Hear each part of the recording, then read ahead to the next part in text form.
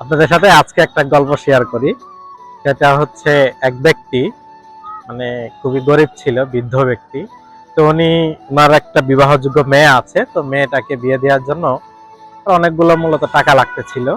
এখন কি করবে, সে কোনো কিছু কুল কিনারা পাচ্ছিল না। তো সে মসজিদের ইমামের কাছে গেল। সে চিন্তা করলো যে আমি যদি ইমামের কাছে যাই তাহলে কমপক্ষে কিছু একটা সমাধান তো দিবে তিনি। তো এরপরে সেখানে গেল, যাওয়ার পরে মসজিদের ইমাম তাকে বললেন যে তুমি হচ্ছে নামাজ পড়ো, নামাজ পড়ে হচ্ছে আল্লাহর কাছে দোয়া করো, তাহলে আল্লাহ তোমার টাকার ব্যবস্থা করে দিবেন। তো বৃদ্ধ লোক কি করলো, উনি বাড়িতে যাওয়ার সময় দোকান থেকে কতগুলা বেলুন কিনলো। তো বেলুন কেনার পরে ওই নামাজ পড়লো। নামাজের পরে উনি একটা চিঠি লেখলো আল্লাহর কাছে যে আমার হচ্ছে একটা বিবাহযোগ্য মেয়ে আছে, আমার টাকা পয়সা নাই, তো আমার 1,00,000 টাকা লাগবে, আমার 1,00,000 টাকার ব্যবস্থা করে দেন। দিয়ে ঠিকানা ঠিকানা দিয়ে ছেড়ে দিছে। তো বেলুনটা গিয়ে উড়ে উড়ে পাশে থানা ছিল, তো সে থানাতে গিয়ে পড়ছে।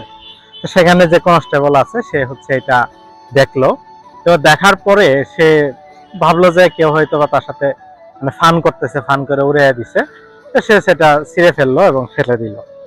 এরপরে হইলো কি, দ্বিতীয় দিন সে আবার নামাজ পড়লো। নামাজ পড়ে আবার হচ্ছে সেম একইভাবে চিঠি লিখে উড়ায় দিল।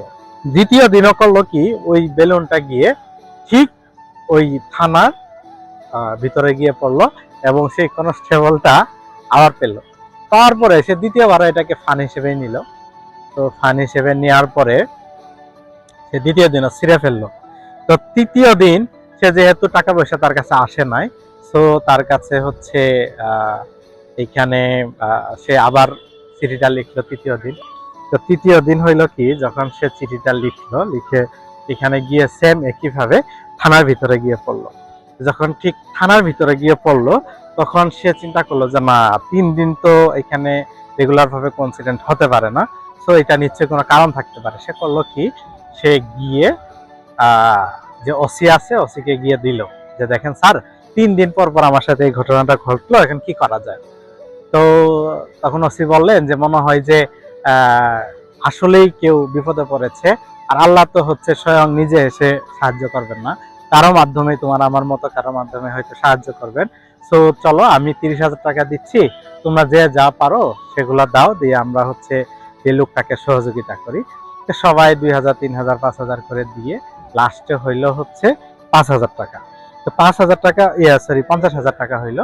50,000 টাকা হওয়ার পরে যেটা হইলো, সবাই মিলে 50,000 টাকা নিয়ে ওই বৃদ্ধর কাছে গেল, গিয়ে একটা খাম নিয়ে ওই বৃদ্ধ লোকের কাছে হচ্ছে দিল যে আপনি তো একটা চিঠি আমরা পেয়েছিলাম, সেই আল্লাহর পক্ষ থেকেই ধরেন এটা আসছে মনে করেন। তো উনি খামটা হচ্ছে বৃদ্ধ লোকটাকে দিলেন, দিয়ে তারা চলে গেলেন। তো ঘটনা যেটা ঘটলো, তৃতীয় দিন মানে চতুর্থ দিন, এর পরের দিন আরেকটা বেলুনে উড়ে চিঠি আসলো।